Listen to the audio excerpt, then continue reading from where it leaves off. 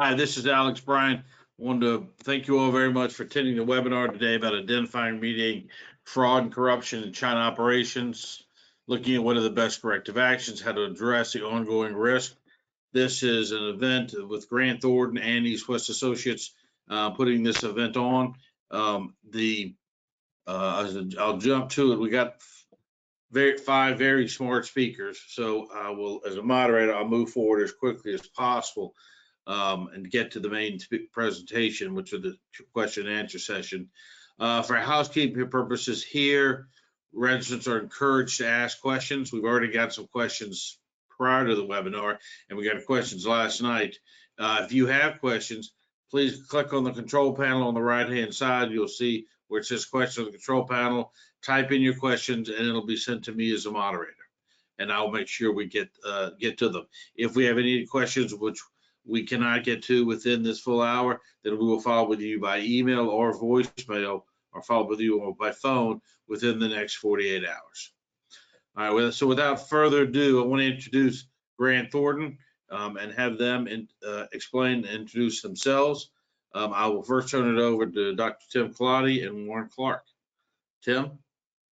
Thanks so much. Pleasure to be here, and it's great to speak on this topic today. I know it's a sensitive topic for many organizations and a challenging topic, especially given the current business environment in China.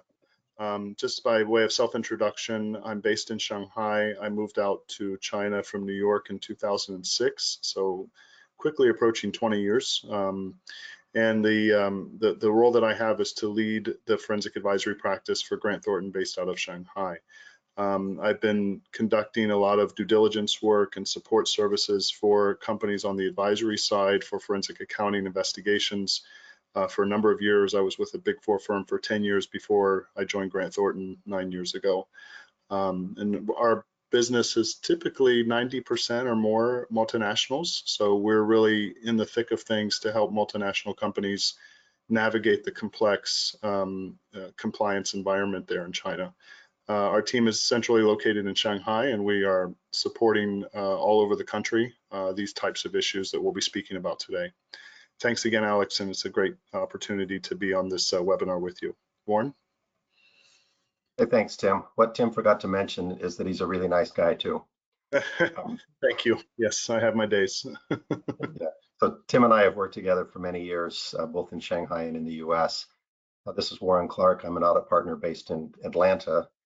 But during my career, I've spent more than half of my time living and working in Asia, in Beijing, and Shanghai, and in Hong Kong, and I'm coming from you tonight in Taiwan. I am an audit partner, primarily serving US companies that have operations, global operations, and specifically those in Asia. And that includes public companies, private companies, and foreign private issuers, which are Chinese companies that are listed in the US or companies that are planning to go public in the US. And with that, I'll turn it back to you, Alex. All right, so I'm gonna, Tim, I'm gonna let you kind of drive forward, and Warren drive forward explaining about Grant Thornton China. Certainly. I'll be brief on these coming slides. I think it's important for us to get to the meat of the webinar, but just by introduction, we're a full service accounting firm based in China. We have offices in over 130 countries around the world. In China specifically, actually, we need to update. We've got an office in Suzhou now. So we're a couple of months in, we've opened a Suzhou office. So we're 29 offices around mainland China, including Hong Kong. More than 7,000 professionals offering really three primary services of audit, tax, and advisory. Inside advisory sits the forensic advisory team, which is where I fit in, and so we're helping clients with those compliance matters. We'll kind of zoom out to 35,000 feet, and I'll let Warren talk a little bit about GT Global now. If we can move to the next slide. Oh, sorry. One more slide, if I may. I just mentioned that we've got the forensic services. The next slide, please, Alex. The services really incorporate the traditional type of forensic accounting / investigation support, both proactive and reactive. In some areas, they're quite niche. So for like the pharmaceutical industry, we do a lot of work in the event monitoring space. across all industries like manufacturing, consumer business. We're doing a lot of compliance training for their regional and China offices. And then we do reactive fraud investigations, background checks, whistleblower advisory, expert witness support, typically with law firms. So a lot of our business is in conjunction with the work that law firms do. So we have a very strong relationship with many law firms around the country.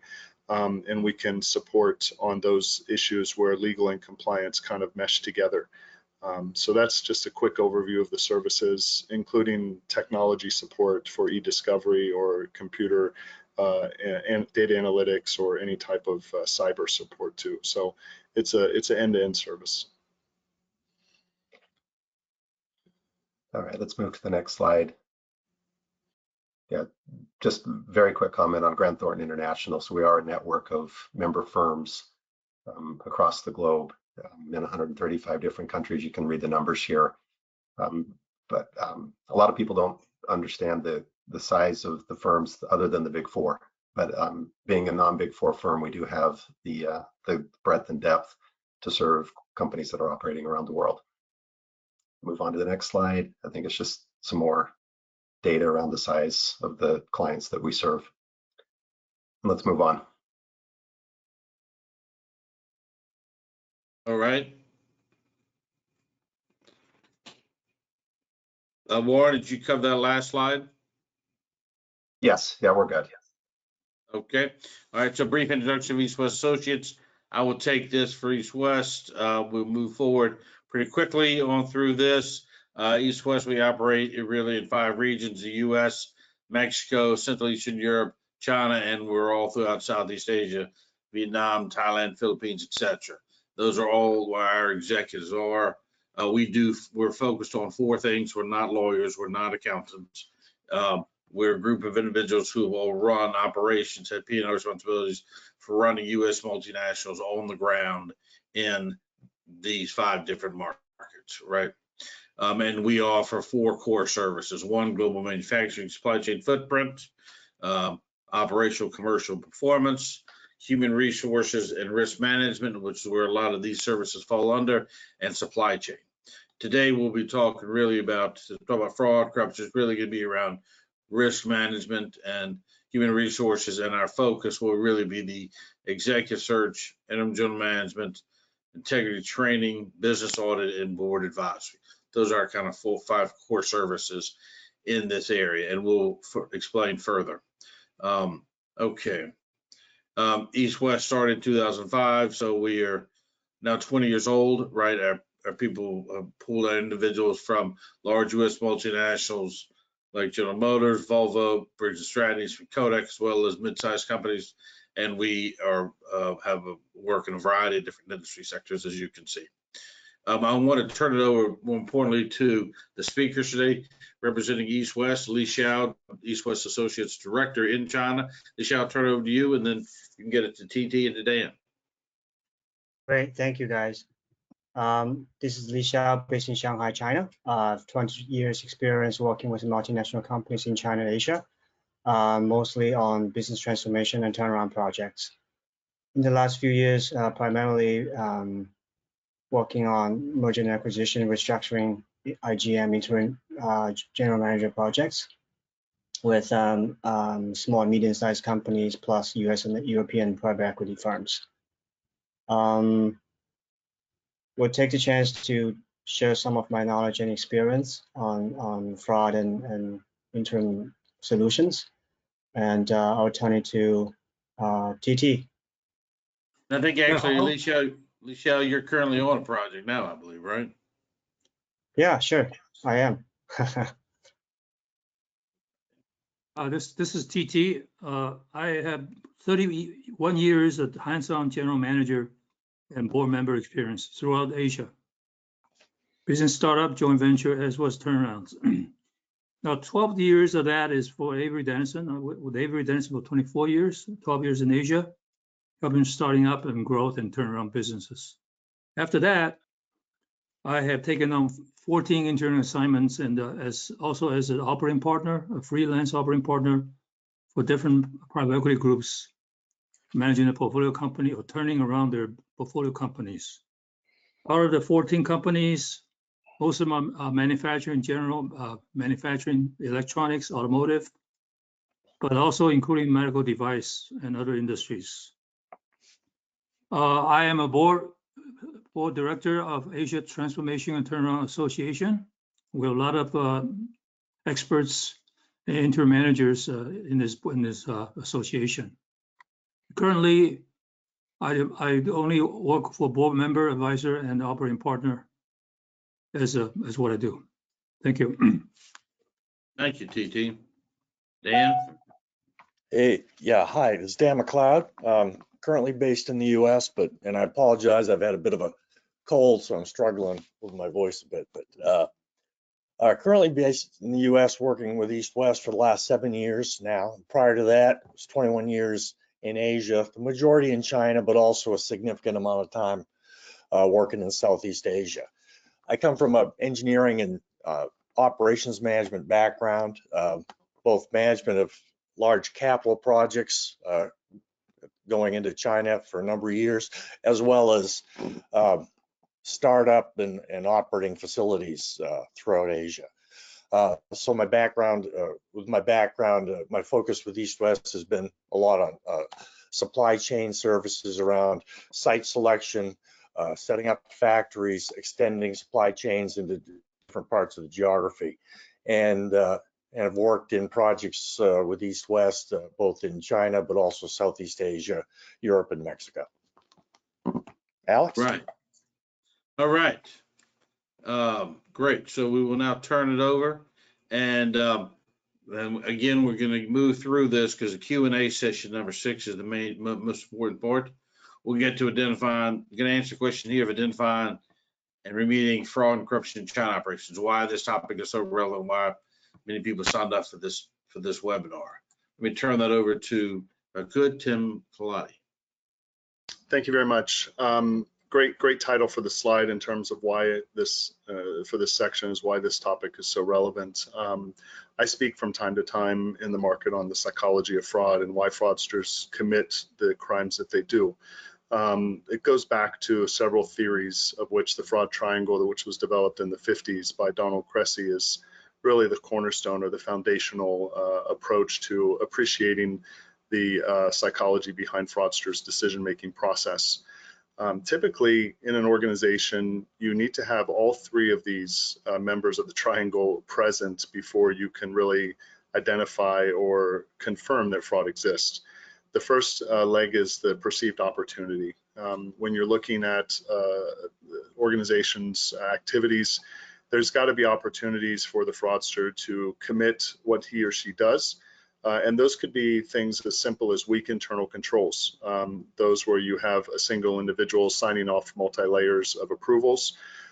You could also witness ineffective monitoring of the controls, where there's no really proactive approach to develop a compliance culture in the organization. And then you also have other areas like inventory or other assets that are susceptible to fraud. We see a lot of varieties of fraud in China, unfortunately. It keeps us on our toes for sure. And for those of you that are working or have subsidiaries in China, I'm sure you can appreciate the complex environment that it is. So beyond the perceived opportunity, you've got to have pressure. Those fraudsters have to feel some level of pressure for them to take the step to cross that line and commit fraud. Pressure can be defined or segregated into 2 parts, financial pressure and work pressure. From a financial perspective, they could have an external addiction that they want to fill or supply.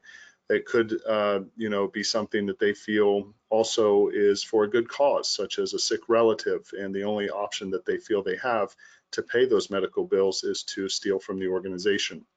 It could be greed. It could be something where they have to maintain a lifestyle that really gives them pressure to continue to steal, as they see that's the only avenue to bring revenue or money back into their lifestyle.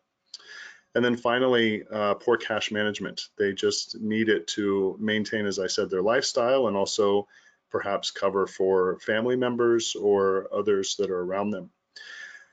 Work pressure We see this a lot, especially as there's been a lot of volatility in the organizations over the last decade through the different situations that the world and China has faced economically.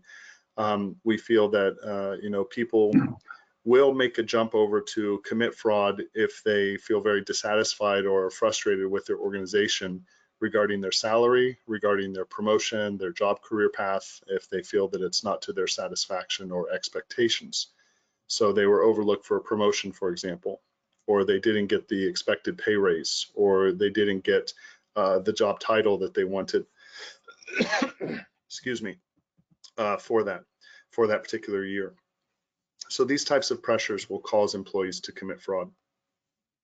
A third one is quite interesting, is rationalization. Rationalization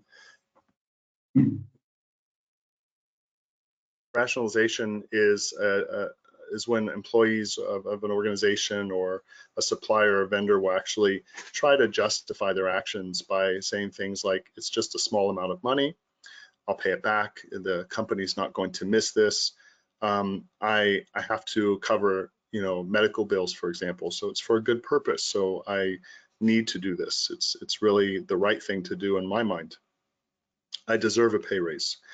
To give you a real example out in the world was, if you remember the Theranos case study with Elizabeth Holmes, where she believed that what she was doing in the company structure to develop this this tool was to identify all the kinds of potential diseases with a single drop of blood. Although that tool was not working, she was selling it to investors as if it was. So she thought she was, in her mind, doing this for a good cause, and it was the right thing to do.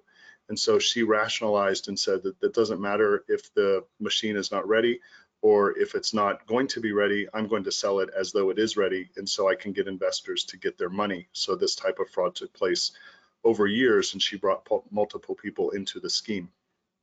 So that's one example, but the key takeaway for this slide is that you must have all three elements in the company for fraud to occur. If you miss one, according to Cressy back 70 plus years ago, then fraud cannot happen. So you may have pressure, you may have the justification to commit the fraud, but if there's no opportunity, if your controls are strong and the management's very focused on compliance, then there's a high chance that fraud will not occur.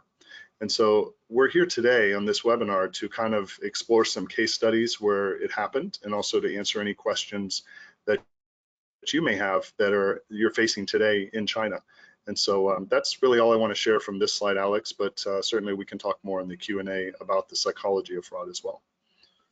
Excellent. Excellent. Well, thank you, Tim. Let me go down to Li Xiao. Li Xiao, if you would now, we're going to turn to mitigating fraud and corruption. Why is the topic so relevant? Can you talk about it, also address this from an operational standpoint? Like you, like Tim, you also live in China. You're based in Shanghai. You've been seeing this for a long time. Can you address some of this? Yeah, sure. I will start, and then Tim, please feel free to join, because we're now under a fairly different economy situation compared to 10 years ago. The tariff situation and also geopolitical situation have changed fairly much. And we had COVID sort of restrictions in the last 5 to 10 years, which all boil down to a different environment. Plus, recently, this tariff and transshipment concerns gets much more attention. So all of these will add a lot of ways to fraud and corruption. Plus, we do hear a lot of feedback from a board of directors and the senior executives and investors saying how better to diversify from China, what other options are out there. So these are also topics relevant to this. And Tim, you want to add something else? I can, this is TT. I can add an example. On one of my recent interim GM assignment, when I got in, after the former GM left, we find out their operating expense is very high.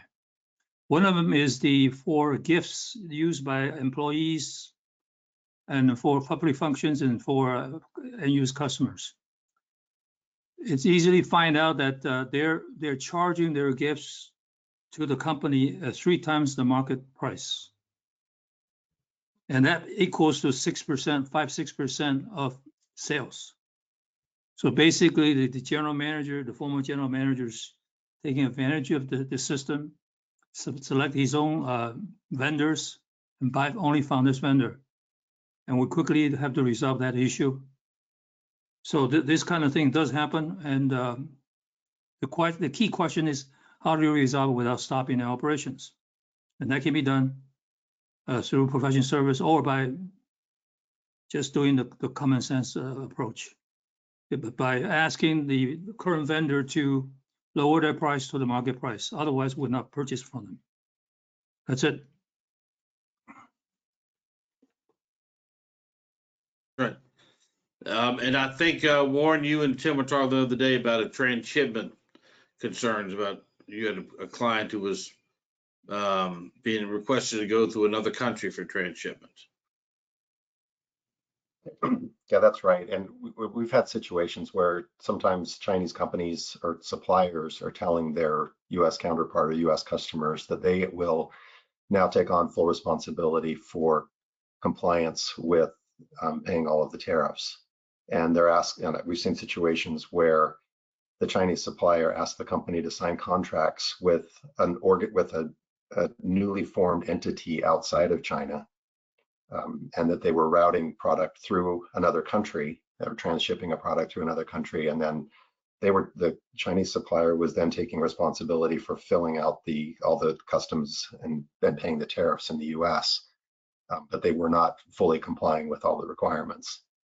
And there are risks associated with that. And if a US company is aware of and getting the benefit from the non-compliance, there are risks to the US company, including significant legal risks, both for individuals and for the companies.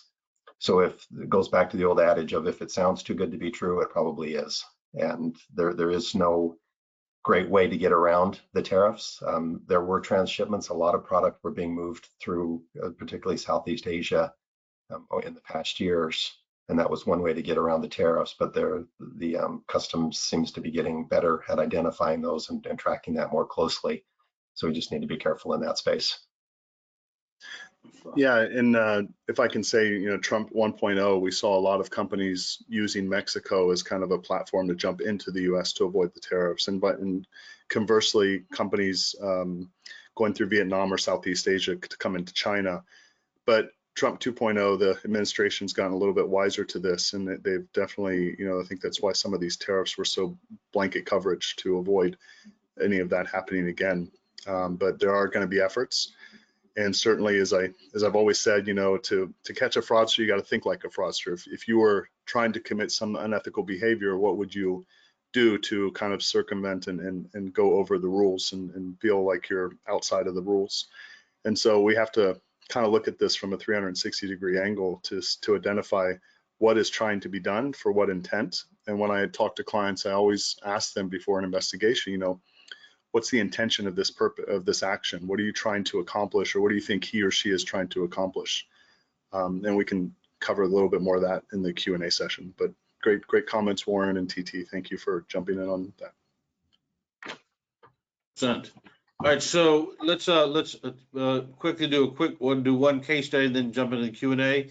This is an actual live case study. Tim, we'll let you take it here in the background and get to the corrective actions. Yeah, thank you very much, Alex. What we've got here is an interesting case from a U.S. manufacturing company in the Midwest with operations around the region, specifically mainland China, and some smaller operations over in Malaysia. They had operated across several industries and sectors, and they had really their focus in China in a city right outside or close to Shanghai called Ningbo. And they were looking to bring some of their products not only to the Chinese consumer, but also exporting to the Western consumer as well. We found that the whistleblower program had come out and revealed that there was some unethical behavior taking place among the senior leadership. And when I say leadership, I think this speaks for a lot of cases, actually, not just this one, is that you find that when fraud is committed, it's typically not done in a single fashion. It's usually with several people working together, that public secret of operating or doing things under the radar. But it's very rare that it's a single person behind the whole operation of committing fraud. They had a long-standing leadership in place for more than a decade, and the China GM has been there for more than 10 years as well. The whistleblower received, the hotline received complaints on multiple allegations. First and foremost will be kickbacks. Kickbacks are something that if you put it into Chinese, what you say commission and what you say kickbacks are the same word in Chinese, and so that brings a lot of confusion to the market for sure. And so helping me help you, and then as a result, I'll give you a percentage or a part of that. We really have to make sure that we're transparent with headquarters about those types of activities, and that's where the misunderstandings can take place for sure. A second allegation came in on fake travel invoices. They were using business trips for personal expenditures. They were using other types of travel-related reimbursements for personal use into the company reimbursement process. And then they were skimming off the top percentage of the profit on a regular basis. And this got the attention through the whistleblower hotline. So next slide. Right. What we did was we come in first, excuse me, we came in first with a really a 3 work stream approach. The first would be the forensic accounting part. So we went back to the whistleblower to request a follow-up meeting to ask him or her for additional details. This is very essential when you're talking to whistleblowers, is you try to get back in front of them within 72 hours after an allegation has been raised, showing them that you care, the company cares, and that's why this is taking place, the investigation. So we had the accounting work stream in place, and that was interviews. Furthering on, we did sample testing, documents review, looking for contracts, anomalies in the contracts to either confirm or deny the allegations. The second work stream, what we call forensic technology. So forensic technology is looking after communications, whether it would be the individual's mobile phone, if it's a company issued phone, the company does indeed have access to that, or a company issued laptop or computer device. We were able to securely image and review emails that were on the company computer, and we were able to look for, based on keywords, indications that are proving the allegations true or false.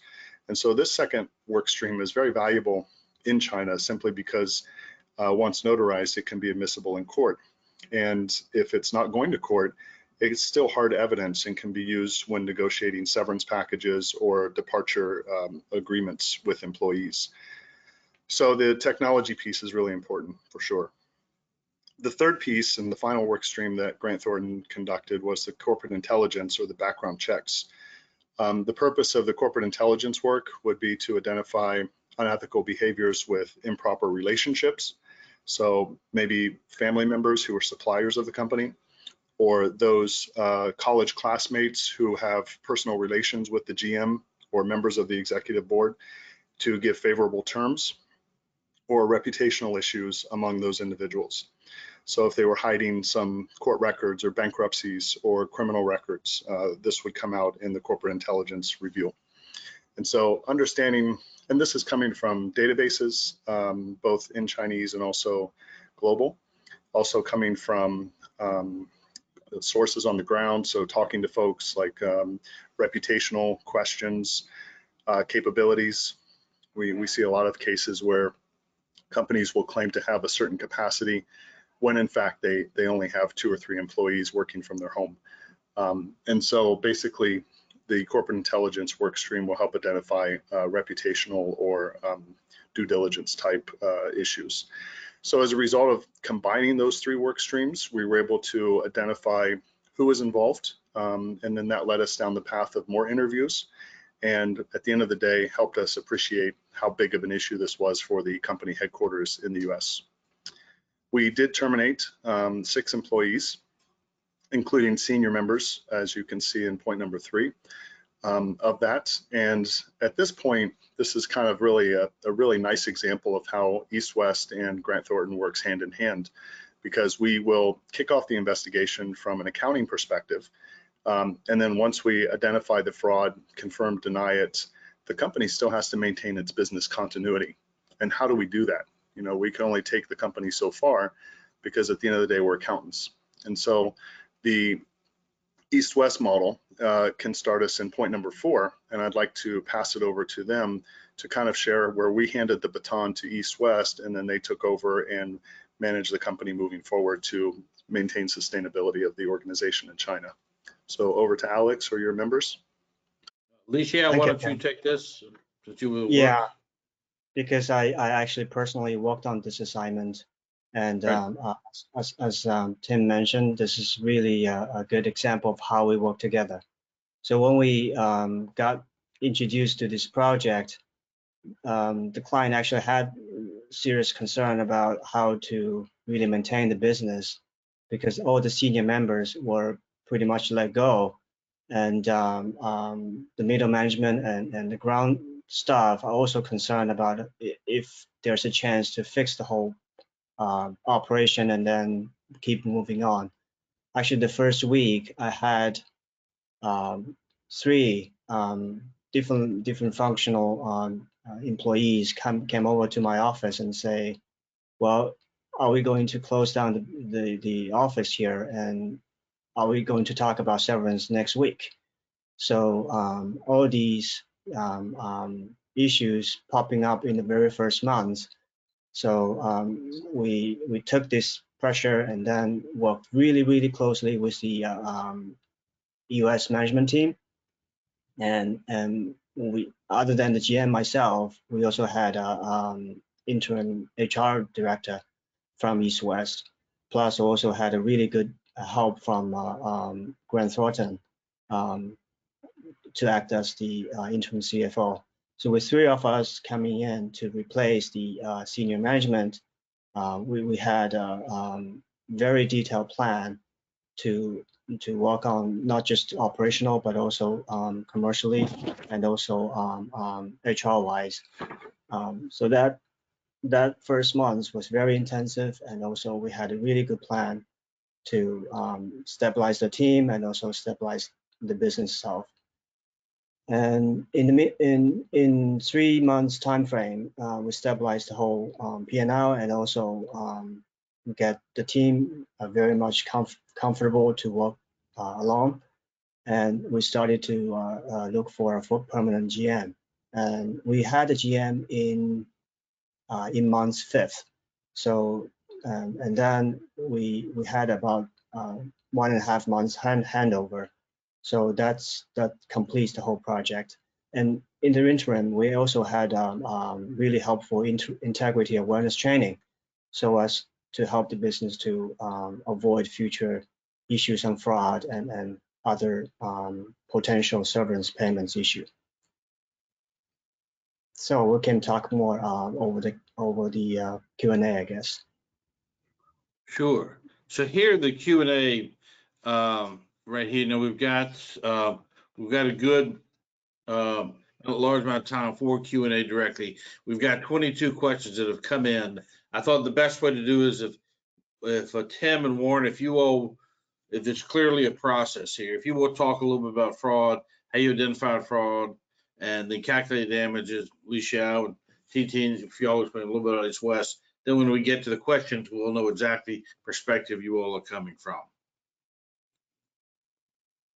So Tim and Warren, if you all would take a quick explanation on how you identify and calculate fraud damages to the organization. Sure, let's start with identifying. And Tim mentioned in the case study about the ethics hotline, and that's a great way to for individuals within the organization to report fraud up through a chain of command. It is important, however, I've seen many cases that there is an ethics hotline, but people aren't aware of it, or they don't know how to use it, or they're not willing to use it. And so if you have a hotline and you're not getting any feedback at all, you have to look at whether or not that outline as being effective and what you can do to promote it.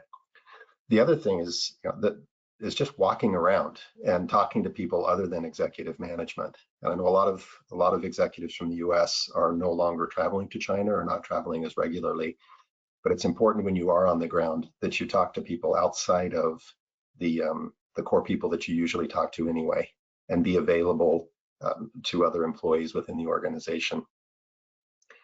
Some other things you can do is have, and many companies do this, but to have an annual compliance certification from managers in the company.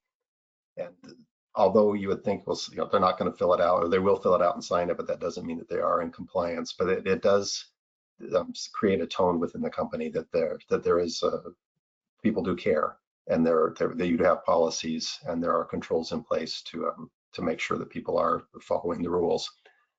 Another approach is to, and we in the audit sometimes we can, when we do confirmations of, particularly with suppliers, we will send out confirmations that include the significant terms within the contract, and also make sure that we're asking suppliers if there are any agreements outside of what is formalized in a contract. And the company can do that type of thing where you can ask the auditors to make sure that they include that in their audit process.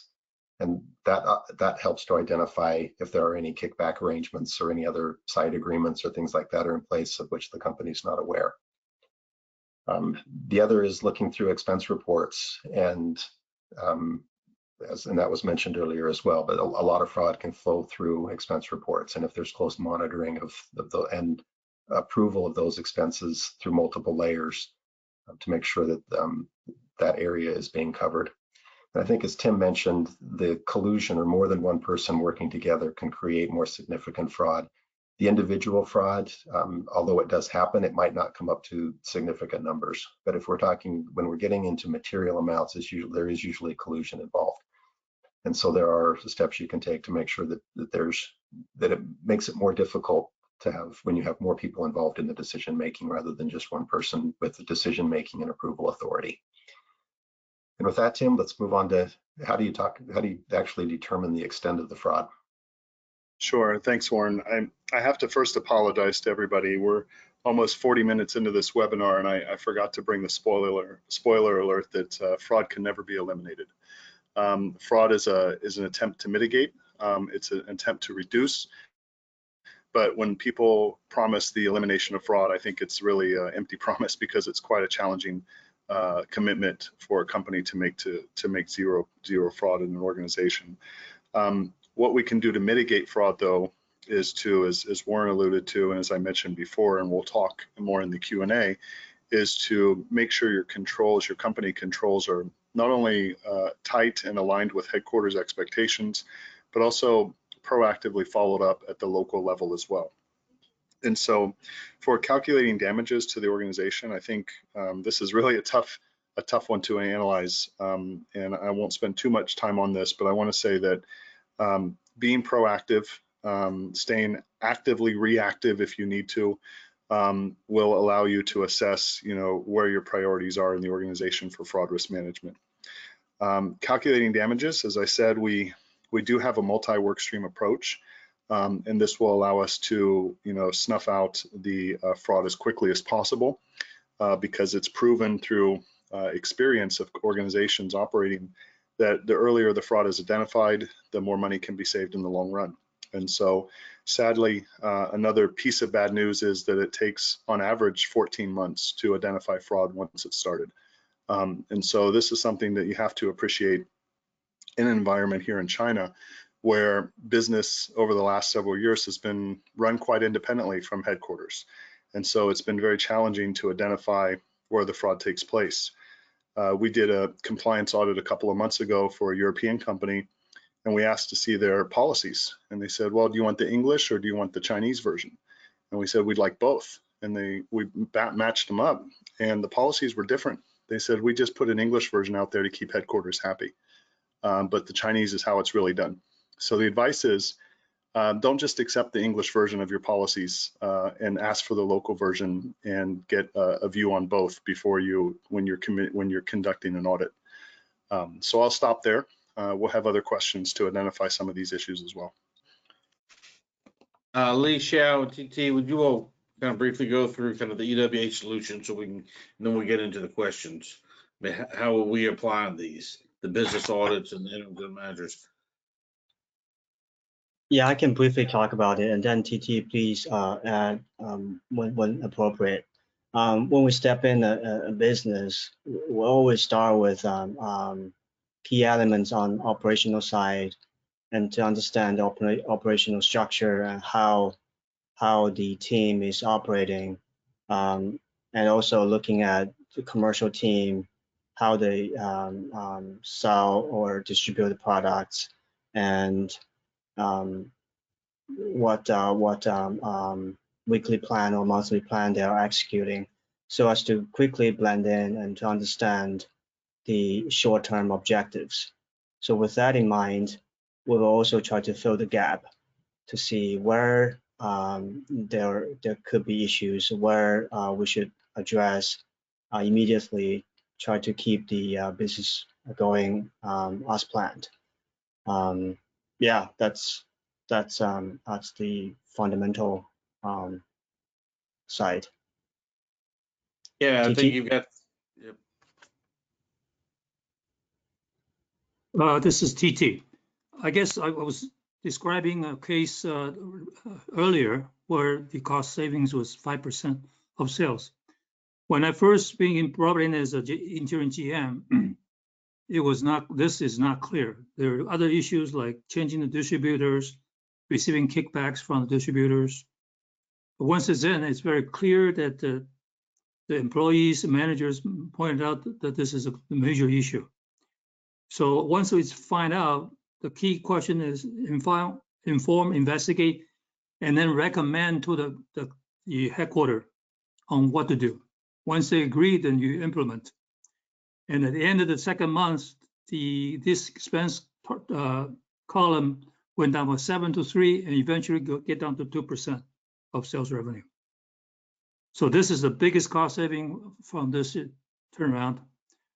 And others only contribute another 2%. So yeah, the fraud can be very, very rewarding to catch and then get back to the company. yeah, and I think that's a good point, TT. And we've got, for most of ours, when we're doing ours, we're doing a business audit initially, look at the operations, and then deciding if it's an advisor they need or an interim general manager, need to find some new personnel. But it could be, it's all operational in nature. Okay. Thank you, TT. Lixiao, anything else to add to there? No, we can probably address more on the questions we have. Okay. So we've got a number of questions. We got these two out of the gate. We got a question. I will start with question number 2, actually. That came out of someone who's registering today. They sent an email and said, how can I find out if my employees in China are receiving kickbacks from the factories? That'd be either the vendors or the buyers. Why don't we start with that one first? Warren, why don't you and Tim tackle that, and then TT, you and Lixiao tackle that? Well, I'll kick it off. Just what are the major risks? I mean, one is the reputational risk. You don't, and depending on the scale of the fraud, you certainly don't want your organization to be in the newspaper. I'm sorry. I'm starting off with question number 2. Oh, sorry. Question number 2. Okay. All right. We'll start with 2. How do you find out if employees are receiving kickbacks? Well, one is to looking at is someone living beyond their means? If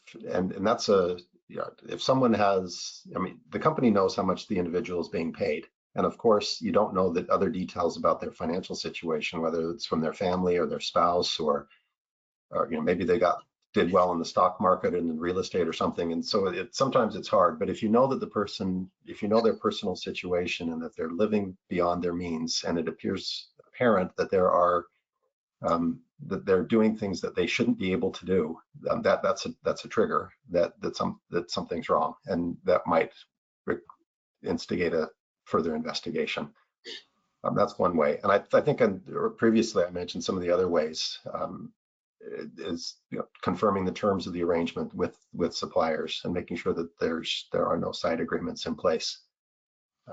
Looking at expense reports, that's not specific to kickbacks, but that's another way where the money exits the organization.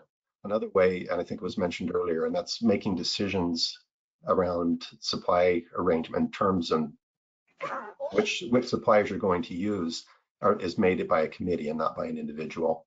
And that, again, if there's collusion involved, the organization could overcome that control. But again, it becomes more difficult when more people are involved in that decision-making process. Tim, do you have something to add? Certainly. I have a client who's he's the head of compliance for a large German company here in Shanghai. And he tells me that something as simple as just walking around the parking lot of the company lot to see who's got the latest Mercedes or who's got the newest car. Something as simple as that can really, and he's had cases that has grown because of those living beyond their means and making poor decisions to showcase their lifestyle. So just to follow up on that with a real example, Warren. In terms of receiving kickbacks from factories, there's some red flags. Certainly there are red flags out there. So for example, employees who are unwilling to rotate their position or their relationships with the vendors or suppliers. You need to ask the question why. Again, it goes back to the adage of trusting but verifying. Why are they unwilling to share their relationships with a particular vendor or supplier?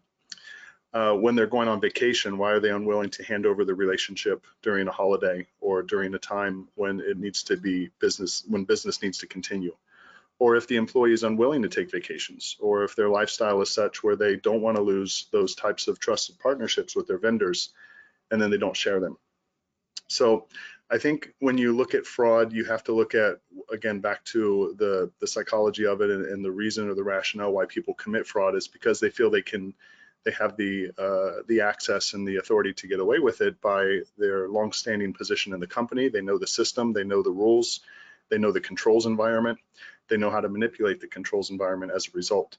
And so just a short answer to how do you know if they're receiving kickbacks? Look at their day-to-day duties. And then in order to kind of keep it real, make sure that you mix up the job duties, make sure that you give people chances to rotate, make sure that you have multiple sign-offs on approvals. So those types of controls will really help mitigate the risk for fraud. Fully agree. KT?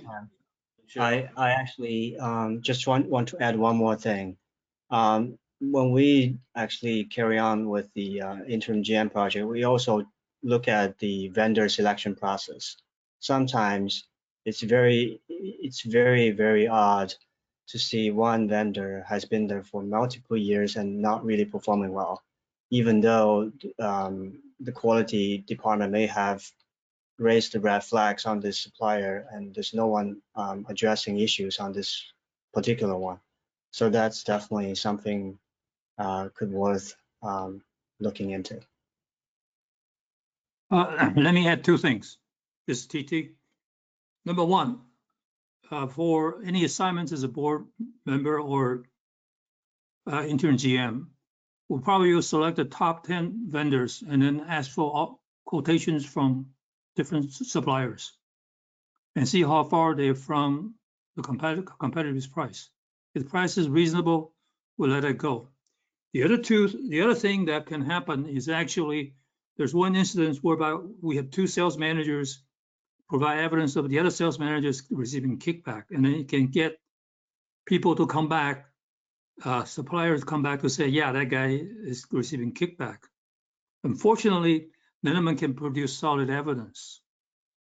So in the end, the manager had to decide after rotations and there's still questions. I think the best thing is to just let the salesperson go, because you can't keep on doing this and spending too much time wondering what is happening. If there is a solid evidence, you can fire him. But if there's no solid evidence and there's no confidence, I think you should just terminate the person and pay severance pay. Yeah, absolutely. Look, we're going to go to question number 4 because That was a question we got in advance of today's. We had someone who's registered today attending. So they've got someone who's a rainmaker for them in the sales department, and they're not sure about his integrity, and they're asking what they should do. How should they either identify whether he doesn't have the integrity, or can they validate that? And if they can't, what's the next step? TT, you just talked about that a minute ago. Why don't you take number 4, if you would, start it off. This is interesting. I will actually go to the other extreme. There is a very successful general manager, and I'm a board member, and who asked me to investigate a potential fraud case. It turns out that his medical card was used to buy medication for his, or actually her brother-in-law or something. The total amount valued is, I think, less than $500. So this, and obviously the general manager says, I never done it. I don't know who did it. But the question it comes down to, there's clearly a fraud somehow, but how large is the value involved? We can't find anything else that he done in a company that he's receiving kickback or anything else. But we did find out the HR director is known to investigate company officials without authorization by anybody. The HR director actually went through the general manager's travel records, everything else, and try to prove that he is not in the office when this transaction happens. And he has done this previously to try to get rid of the executives that he didn't like to work with. So this case comes back to this. Maybe the general manager did something, but clearly this is not a major fraud case. He may have made a minor mistake, and there's no question that he's the only one who can run the China operations. So we did talk to the headquarters, and the headquarters agreed that this HR manager actually has a lot of potential fraud cases whereby he'd get kickback from transportation bus companies for the bus over the years. So we decided to form a mutually agreeable termination for the HR director and hire a new director who can be fair and then can work closely with the management headquarters. So that is a reverse case of how far do you go. I will say this. I talked to the Microsoft HR director some years back. They actually have 4 levels of improprieties committed by the salespeople, and they have different penalty for the 4 different levels of improprieties. But that's some years ago. Thank you. Alicia, would you want to add anything to, or Tim or Warren?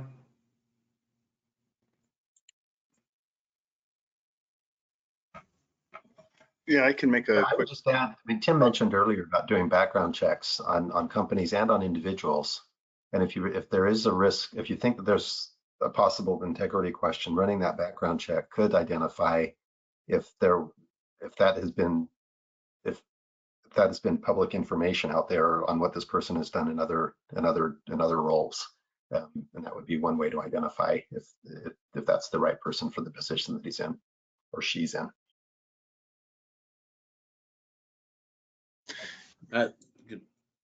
And real quick, just to kind of follow up and close out this question, is that for those, we could call a rainmaker certainly a plus for the organization, but you need to identify, the connections, the relationships, again, through a background check could reveal that unethical behavior. And it's really important to make sure that ethics is the cornerstone of your company in China. So having a strong business ethics program, corporate compliance program will help. And then you can see how the rainmaker reacts to the need to rotate relationships and how the rainmaker reacts to the need for compliance training. And just kind of watch from a distance. And then as things become more apparent, start having conversations with the individual about their ethical compass and where they fit in the organization from an integrity point of view. So we can take a kind of a funnel approach and look from a wider angle first, and then move a little bit closer to the individual if there's real suspicions or allegations. Yeah, let me just add one more piece there that I thought of around those relationships. And if you have one person who's a rainmaker, that's great if they can bring that to bear for the company. But the relationship needs to be owned by the company, not by an individual. Because if this person leaves, or if something happens to this person and you lose that relationship and the company doesn't have that relationship, then the company misses out.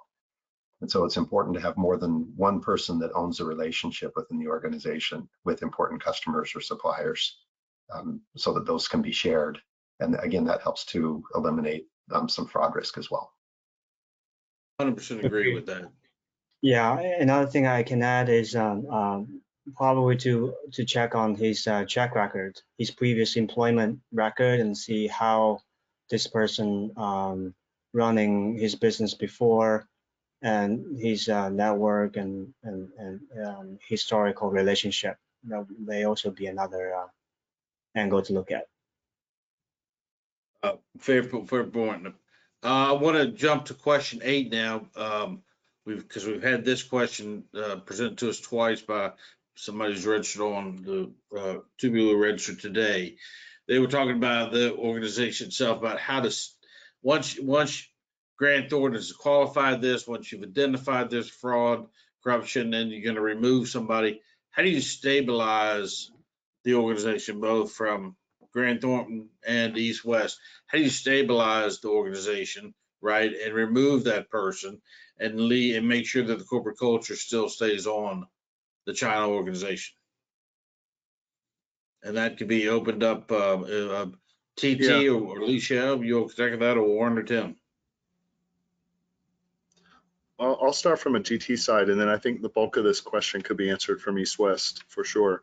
From a Grant Thornton or a forensic accounting perspective, at the end of every investigation, we'll provide recommendations for enhancements or internal control improvements, and those recommendations should be followed. And I think stabilization is certainly going to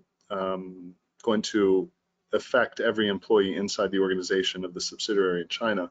So with that, you have to think about how you're going to communicate the activity or what happened to your remaining employees. Transparency is certainly a key factor to consider. And then also, make sure that headquarters is involved in the communications plan. And so I think Li Xiao can speak to this, because in the case that we partnered together on just recently, client communications from headquarters played a big role in the success of the sustainability of that investigation. So maybe I can pass it over to Li Xiao to talk about, how you calmed the storm, I guess, or settled the dust after we came in with the investigation. Yeah, thank you, Tim. Yeah, that was a major part. As we mentioned earlier, this organization gone through such a major change. So external stakeholders, clients, suppliers are also very concerned, other than the employees within the organization. So we actually partner with the global management team to finalize the wording and to make sure that all the stakeholders are covered, and we have made sure that the company has commitment in the China businesses, and also with the suppliers and also customers. After that, we actually had several individual meetings with the key suppliers and key customers. So to make sure that they get the message, they understand this is a positive turnaround, instead of trying to shutting down the business or minimize the operation here. So that's definitely a critical step in the first few days. It's 12 o'clock now, or 12 o'clock. So for anyone who has to hop off, I know we got a lot of people on, but anyone who has to hop off, please feel free. But we still got a number of questions that people have asked us. So I would like to ask the speakers if they can stay on for a little bit and answer some of them. If you have to hop off, please feel free. But the speakers could stay on for 5-10 more minutes so we can get through these questions, I thought that would be helpful. But again, everyone will receive a copy of this afterwards. But as we move forward on the questions, I want to make sure we've got about someone here has asked a question around about a business audit. I mean, what that looks like. So after the information is completed and grantor identified it, then you're trying to look at what the situation is of this business, how bad a position it is in the operational. TT, can you explain more about kind of what a business audit is, or reach out, how you all would take it, how you would evaluate it? I guess there will be a team of people coming in. I guess that we need to be careful here. If there's no general manager, there will be no business audit, right? There's still a management team in there. You want to audit the company. If the management team is no longer there, you need a new management team coming in. So as for the audit, it will be people suspect there's a lot of issues in the company. And the team of experts, whereby operational, business, or financial, people will come in for a period of time, 3-5 days, and go with the books, talking to the management team, and identify areas of concern, because the headquarters must have some concerns that they want to find out. So in many cases, this will be verification, or in many cases, new issues will be identified through those audits, and then recommend an action, whether the management team need to be replaced, or just one person need to be replaced, or they can be helped to resolve these issues. Right, and that's when you can determine if you really need a full interim general manager, or whether you simply need an advisor to kind of advise the firm. Right. When you're, and this is kind of a broader question, but one of the questions we had was on number 4 here, how long this whole process takes. And Tim and Lixiao, I know that's a very subjective thing, but on the case study used earlier, how long did it take Grant Thornton to go through their piece and the EWA to take their piece? How long was that process for that one company? And I know each company is going to be a little different. Yeah, for that particular case, we had the fortunate opportunity to have a very supportive headquarters. China still remains a critical element to their business, and so they had eyes at all levels of the business units on this investigation. So we had very responsive headquarters colleagues throughout the process.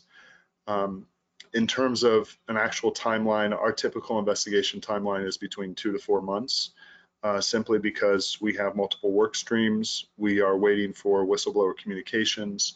We also, juggle different communications by being on the other side of the world. And so we try to wrap things up within a quarter. But however, there are times when we do an interview and then they reveal a name, and then we go look down that rabbit hole, and that opens the door to another work stream or another allegation. And then we go back to headquarters and they say, yes, for the sake of completeness, we've got to do this. We did another investigation where we had to terminate an entire department because they had been involved in fraud over the number of years. And we basically terminated more than 40 individuals over a period of a month, and that investigation lasted several months because it was such an impact. But they chose the high road. They chose ethics over, high profits for this particular case, because the profits were being earned unethically. And so they basically decided to hit the restart button, and that investigation took around 6 months. So it varies, but I think nothing short of 2 months. I think we've got to plan for at least 2 to 4 months for an investigation. Yeah, on the turnaround side, our experience is it definitely depends. But the first step, as we step into, which is to do some research on the operations, commercial side, and also HR side, we roughly will have some good idea after 1 month. And it also depends on how the middle management works, because usually the fraud happens on the higher end. So then if the middle management acts really well with good structure, so the process could be relatively shorter. Let's say around 2 to 3 months, the turnaround can be ready. But if the middle management is not fully up to this level that the headquarter or senior management is looking for, then the process may take a little longer, say 5 to 6 months. So we have certain leadership training and also structure change and also process change that may take a longer process. Okay, Let so me- please go ahead, TT. Let me add, in terms of these type of issues, whether it's for compliance, competence, the best thing that in my experience is to work out with the headquarters, what are exactly the things they want to get done quickly. And then making sure that in day one, the people in the company knows what's going to get done. And then within the first week, because I already have a chance. I'm getting echoes. I already have a chance to talk to the management and then the team, and then identify the 2 or 3 major issues that need to be resolved.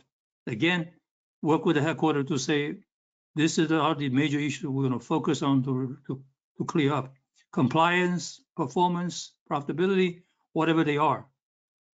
And once the agreement is done, then proceed to execute. And before any major decisions, again, discuss with the headquarters, make sure they agree with the recommendation. Then things will move much faster, and the mutual trust would cut down the communication and focus on improving the business and get rid of the fraud. That's it. Yeah, that transparency, 100% right on that. The 2 more questions popped up. TT, you've talked about in some situations, you've noticed that companies are hesitant to replace kind of local key managers because there's so much uncertainty in the air right now about what to do in China. That there's some of them may have concerns, may be reluctant to change their teams in China. How have you handled that? And Li Xiao and Tim, do you see that also as an issue, that some companies are a bit reluctant, given the fact of everything going on in China? They may not be happy with them. They may have some level of fraud, but they're still hesitant to get rid of them until they have a better insight of what's going on in China. Let me, would you address that? Sure, let me start first. I think without a tariff, the uncertainty of the tariff and the geopolitical tensions, the company will have those concerns. So I think for the private equity groups, a lot of private equity groups, they have operating partners responsible for the specific operations in China. And that could be possible for private companies. They can hire an advisor or board advisor, either on the main board or a board in China, to provide guidance and support and advice to the headquarters. If they see anything that's wrong, then they can help the local management to correct them, and getting support from the headquarters as well.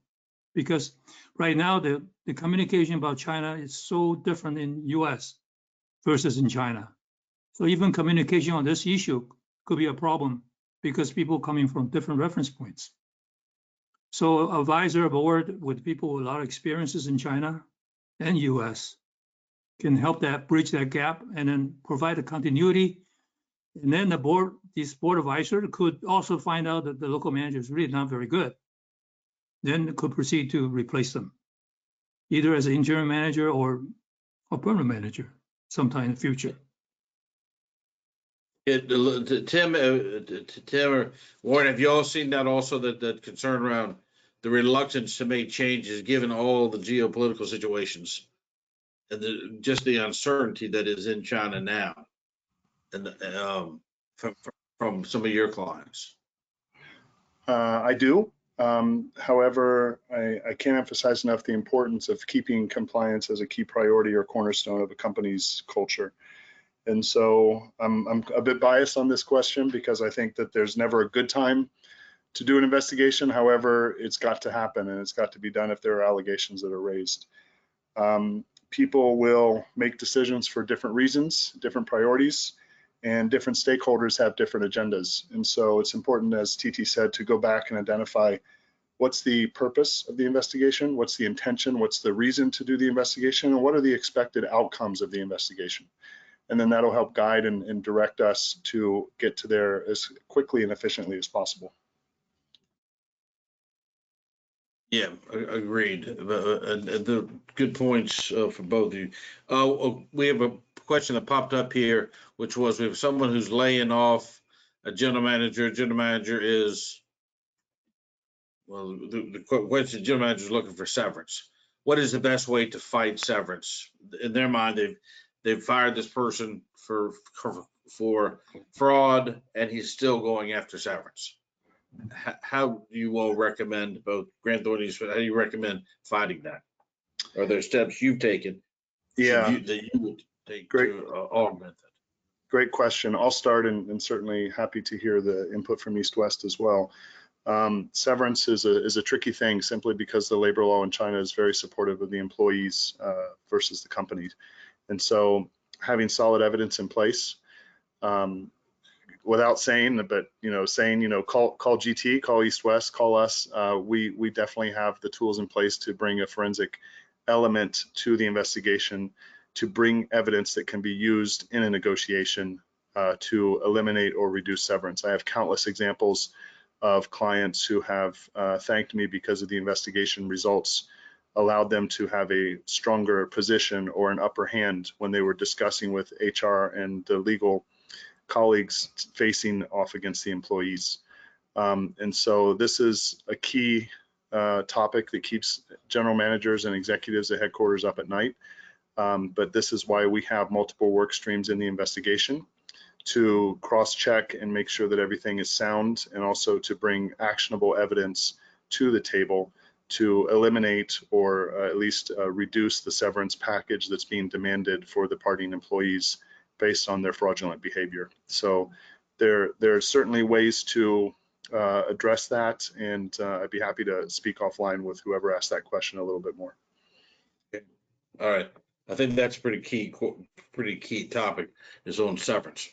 Li Xiao, do you want to add to that, or TT? Yeah, I think there's another tool that we find very, very useful, which is the integrity awareness training, which we brought up earlier. It's something that will actually really help the company to stress the compliance policies and also other Chinese labor law related policies. Because once the employee gone through that training and also sign off on these trainings, they have the full knowledge of what's going on and what the compliance should be.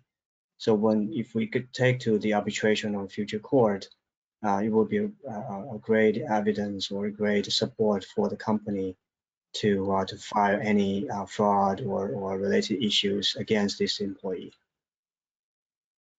Right. Yeah, let me add a little bit to this. I think in general, if you're talking about a general manager, usually their compensation package is very high, but the Chinese labor law only provides a limited amount of compensation. So the key question really comes down to how the management feels about being betrayed by the general manager. Some company will go at length, even going to the court several times to just not pay.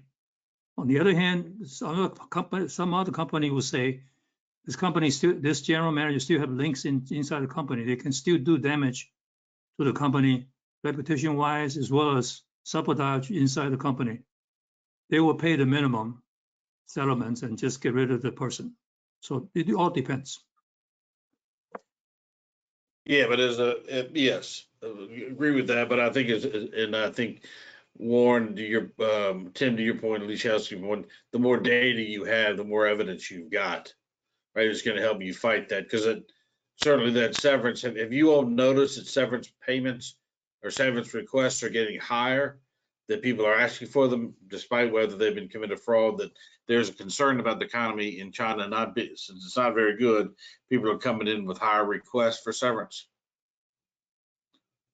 I think there is a cap on the severance for year service with 2 or 3 times the average salaries of the workers within the city.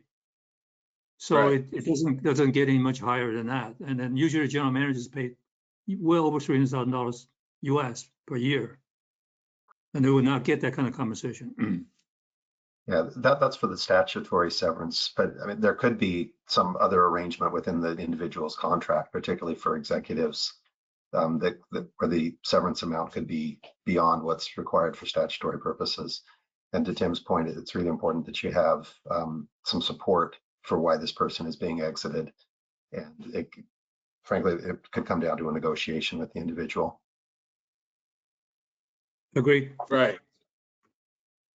Right. Just one more question we had was on number 5 here. This came in a couple days ago. We've got a company that's registered on the webinar that is looking at selling their China operation and or looking at selling it or closing it and moving it somewhere else. They know or they think they've got some fraud in China, right? Their comment to us as well, if we relocated to Vietnam or Thailand or Mexico, then looking at one of those 3 countries, then the fraud kind of goes away from us, right? We don't have an issue. Would you all agree with that? I mean, to me, that's not the right answer, but I want to open that up to Li Xiao, TT, and Warren and Tim. If they do to remove the operation and they've got fraud now, the culture is still there with the employees, and that's the way that business is run, and it could bleed over to where they're going next. I'll jump in and just say that, of course, there's also fraud in Thailand and Vietnam and anywhere else you go. So if you do have those, if you've got a culture that resulted in fraud, transferring it to another location doesn't mean that you won't have fraud elsewhere. And as far as leaving the business in China, to close a business in China can be more complex than opening a business. And you do need to go through a final financial statement audit, and you need to close out your registration with the tax authorities as well as other authorities. And in that process, they try to get their last bite at the apple of making sure that the company pays everything that they should have paid, both of their employees and their taxes and everyone else. 100% right. Right. I So think your point's well getting taken. through one of those audits can be difficult if there's been fraud involved. Yeah, and your point is well taken. If the China operation, if there's fraud there, that means they've got weak policies in place to allow that to happen. So wherever else they go and they take those policies with them, they're going to eventually incur the same thing, whether they're in China, to your point, or in Vietnam or Thailand. That's a fair point. Okay, we've got one more question that popped up. It's here on the question number 6, and this was a question that I think maybe is a little more geared toward Grant Thornton. It's about a China subsidiary statutory audit completed every year. Can they rely on that audit to prevent and detect fraud? Tim, Warren, I will leave it to you all to answer that.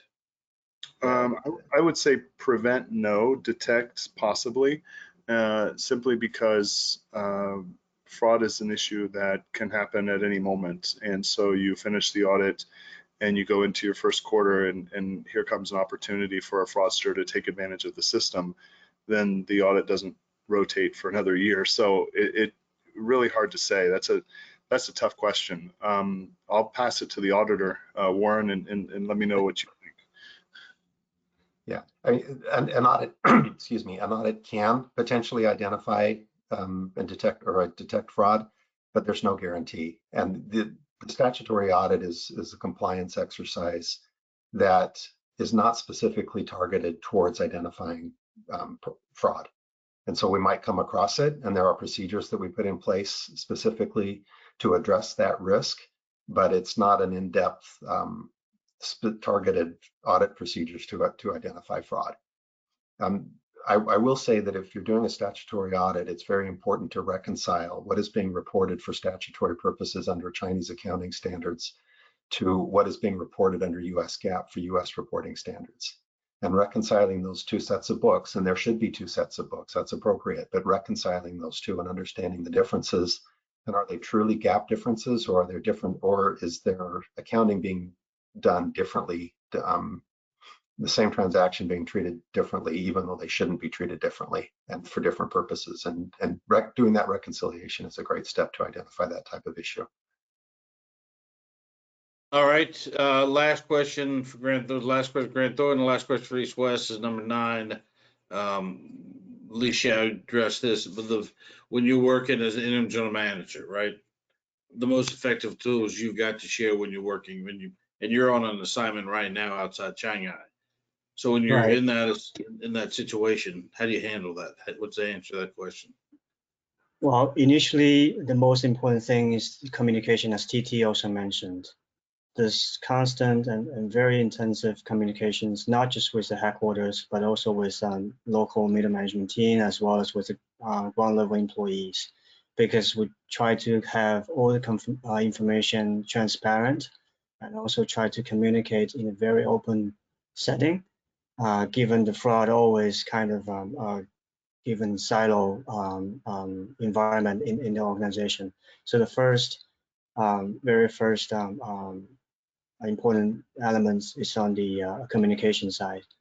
And then, like I mentioned earlier, is to list out specific short-term and targets and also plans. And it's also very transparent to the senior management team and also to local management team. So we know what the next step will be. We know what the objectives will be for every single person. And another very, very critical and also important, which we sometimes would neglect or ignore, is to celebrate. Given the whole fraud or this issues are very, very negative, not just to the senior management team, but also to local team. So when we actually find the targets are met, and also we achieved our objectives, we try to actually celebrate together with the team to announce what the performance have been, and then how we achieve that. And we definitely deserve appreciation and from the management team, and also from every single employees, colleagues. That's a good point, because it is a very frustrating process. It can be very demoralizing. Right. For those who work there and seen it and not having anything done about it in the past. It's such a demoralizing. So you're right about celebration as you're able to meet milestones. Well, look, we are way overboard. We're 23 minutes past, but we had those questions we need to have answered. I appreciate the speakers, particularly Warren Clark and Li Xiao, who are in China right now. It's almost well past midnight for them. TT Chin and Tim Colati and Dan McLeod for being on. I appreciate it very much. As everyone knows, we will be sending them a recording and also a copy of this presentation.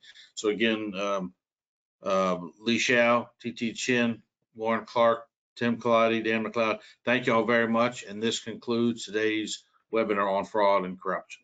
Thank you. Bye-bye. Thank you. Thank you.